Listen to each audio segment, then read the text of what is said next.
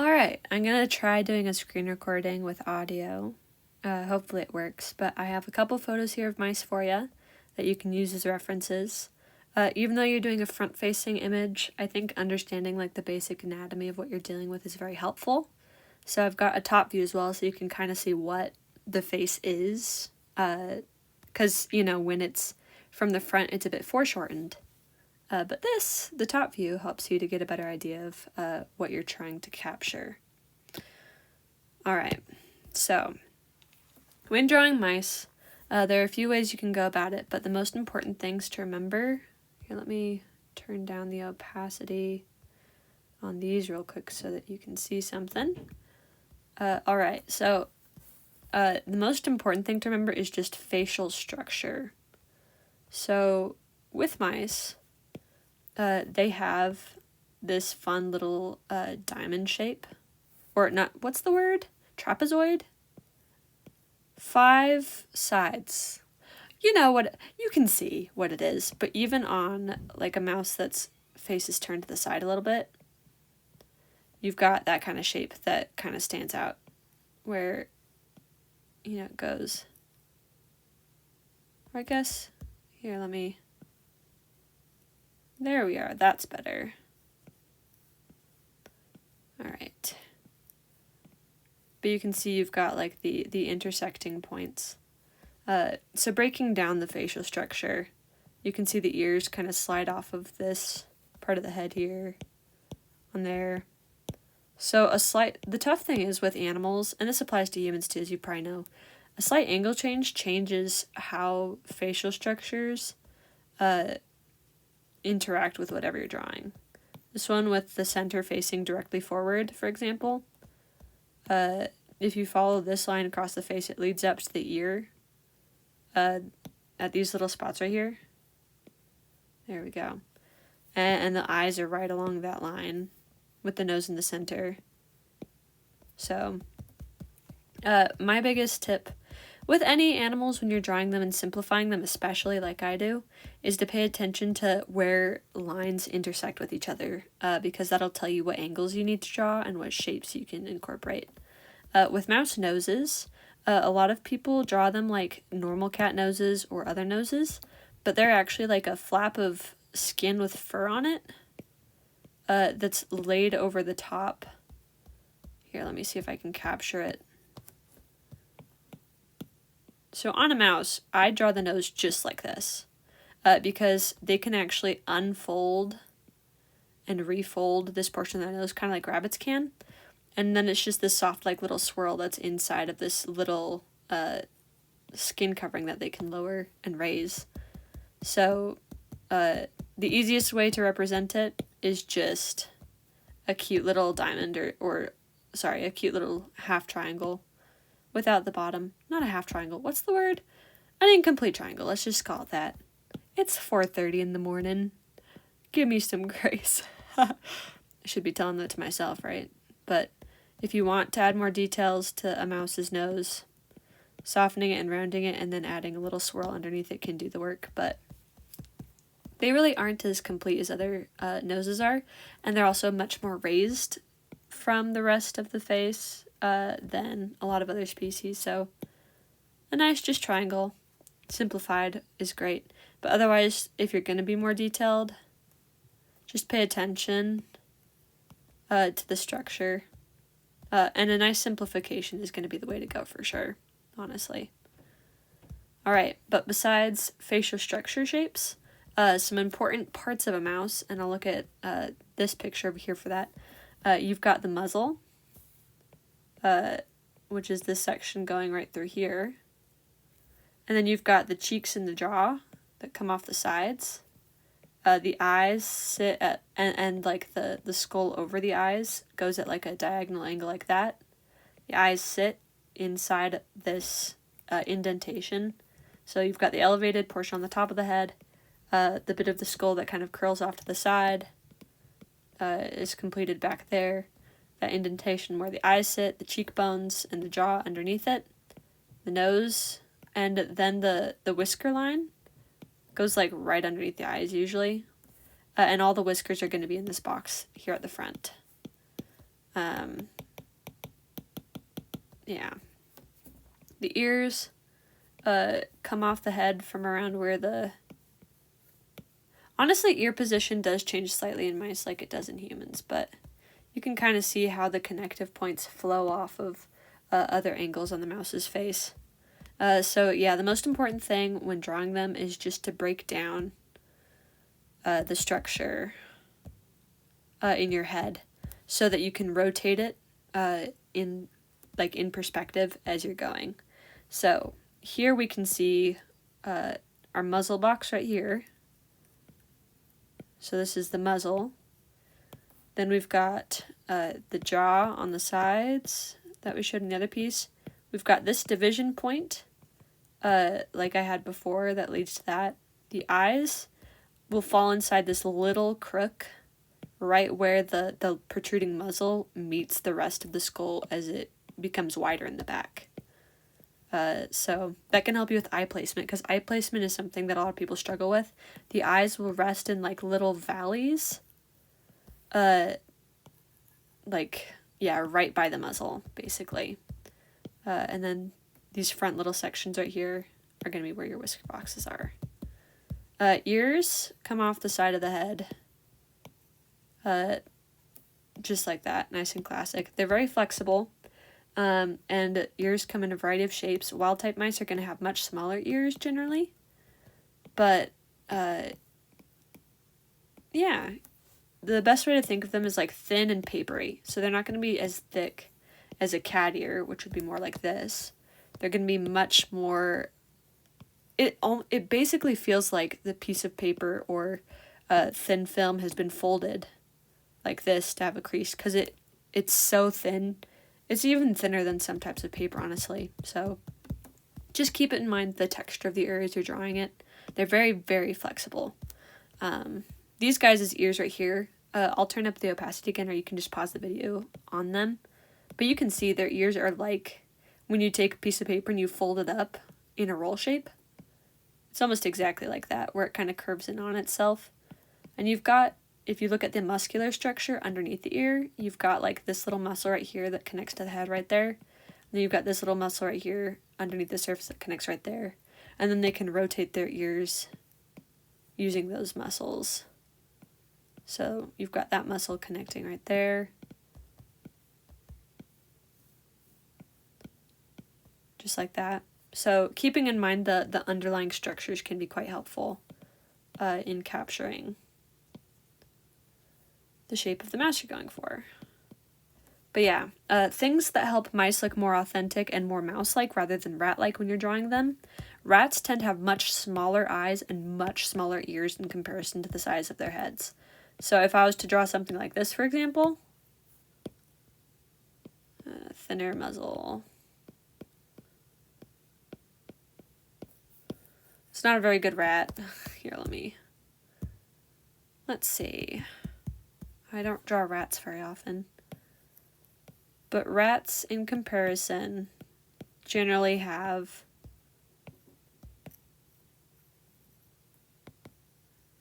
I'd have to look at a reference of a rat, because I don't draw them nearly enough. But they're generally going to have much smaller features and ears in comparison to the rest of their faces. So with mice, as long as you incorporate larger sized eyes and ears and a more delicate nose,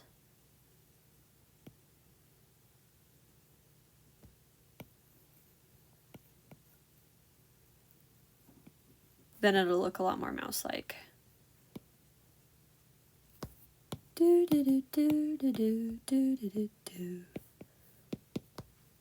see, that one even has a slightly larger muzzle, but it's still pretty mouse-like compared to what you could get.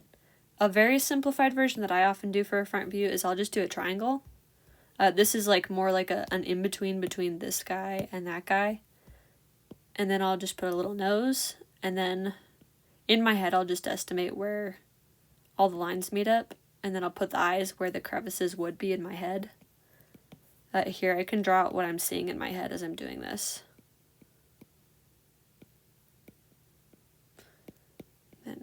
kind of go like that. Center. Ear's gonna start right here.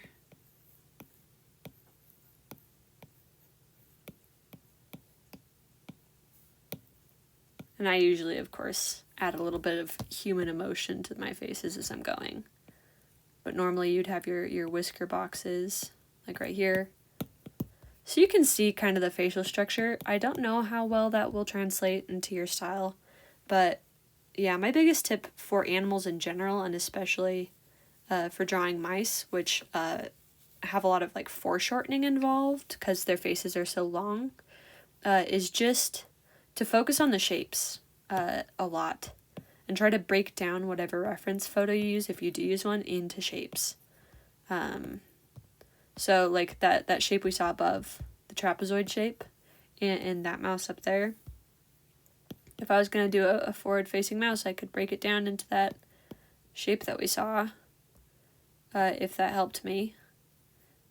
Show the basic places where everything meets up. And at least work on like the basic proportion stuff, because like with mice, the thing that's going to get you the most is proportions. Proportions make the biggest difference between a rat and a mouse or another rodent and a mouse. So and see for this one, for example, a bit long in comparison, so I'd actually shrink this down a bit.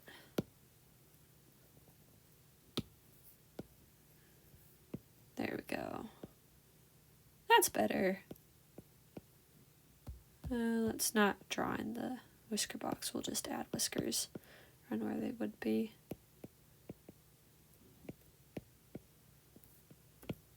But yeah, so hopefully that helped for the faces. I guess I can go over like body plan real quick. Mice are long. These guys are show mice in this photo that I'm currently tracing on. So they're not exactly the best wild type mouse references. The Texels are a bit more similar to what you'll see for wild type.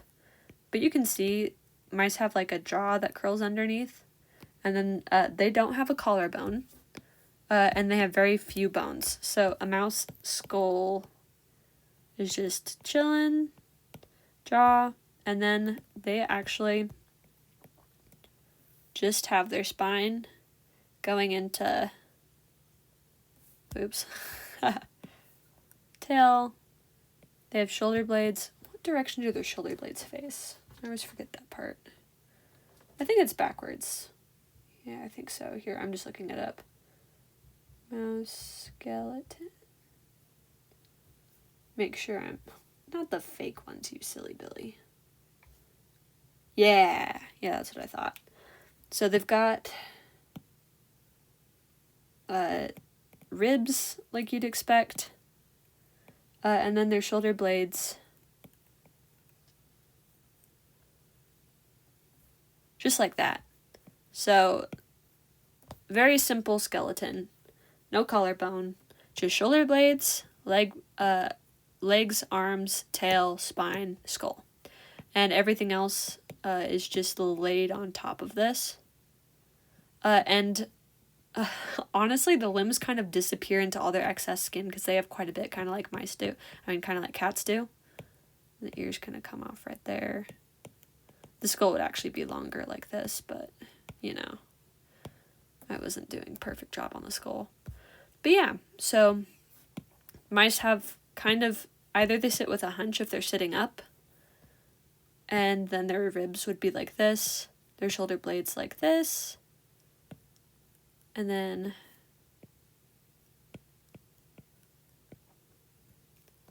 so this is kind of how they're there we go. This is kind of how their bones would be underneath the surface while they were sitting. So you can see the spine kind of curves. So you'd have like the hunch. And honestly, the legs basically just disappear whenever they hunch up. You can see the feet. When you're drawing mice, I'd say the most important thing is, one, remembering the implied anatomy of where everything goes. Because otherwise you might end up like turning them into a cat or a dog in the way that you show their limbs, which leads to like this, and it's definitely not what a mouse looks like. Or it can lead to, like, people oftentimes oversimplify where they just have like limbs coming out of nowhere. So they'll have the body, and because it looks, here, let's erase these real quick, turn up the opacity so you can see what I'm talking about. But like on this guy, it almost looks like the limbs are just coming out of nowhere. But they're not. They are coming from somewhere. So placement and thinking about where the limbs are in relation to the rest of the body is important. So like, here, I'll just turn the opacity down a teeny bit. So like on this guy, for example, you might think, oh, he's just got a couple cute little paws right there, sticking out from underneath his head. But actually, his arms go back like this, and then they kind of are resting underneath all of that fluff, but they're still there. And they're, the bones are still there. Like, mice still have, like, the arm bones that are involved. So, remembering those and the fact that they exist as you're drawing, the fact that the leg bones exist as you're drawing, can help you place the paws more correctly. Because you'll be able to imagine, like, oh, the shoulder blade's probably right here, and so this probably goes like down here probably, and then comes out to the shoulder. And it can just help you be more accurate in your placement when you consider the musculature behind the limbs, if that makes sense. So yeah, that's probably one of the biggest mistakes people make, or one of the things that makes mouse drawings look the most uncanny, is people will just draw an interesting body that's all right, and then just like stick feet on. And I'm like, my guy, they've got like anatomy that leads to the feet being in certain places. And like, even when they're stretching out a limb, because they will stretch out their limbs sometimes, like, you know, there's just stuff you can do to make it more accurate and make it look more like it would make sense. So there we go.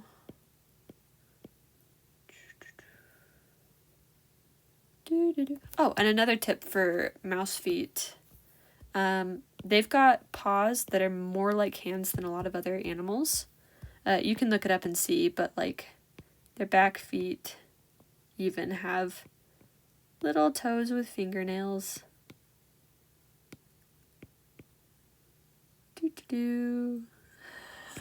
That's not very good, but you know.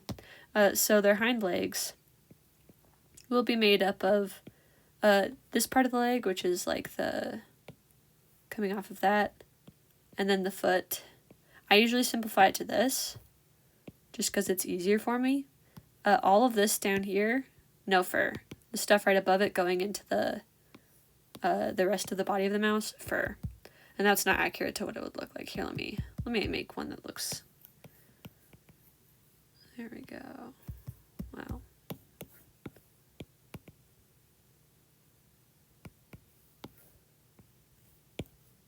Oh, and like, okay, one thing is like with dogs and cats, they've almost got like a, like you can see this part of their hips leading down into the rest of their body. Like with horses too, you have kind of this thing. With mice, it's like, it's more like a cone shape, a smooth taper leading from the tail into the leg, and it will go straight to the ankle. So this is the ankle of the mouse. This is its foot.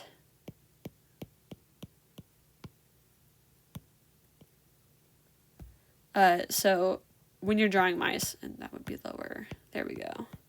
So when you're drawing mice, the ankle and the tail region directly next to each other. And it's because there's a whole lot of skin and stuff in this area that connects it all together. If you've ever seen a cow with a lot of excess skin, it's kind of like that. Same thing will happen with the front legs. Oftentimes, they'll just disappear into the skin of the mouse. That is not great. Don't mind me, I'm getting lazy. But you can see, like, I simplify it, but in my brain I'm thinking of this motion right here, and the fact that we've just got a whole bunch of like skin and fur covering that right now.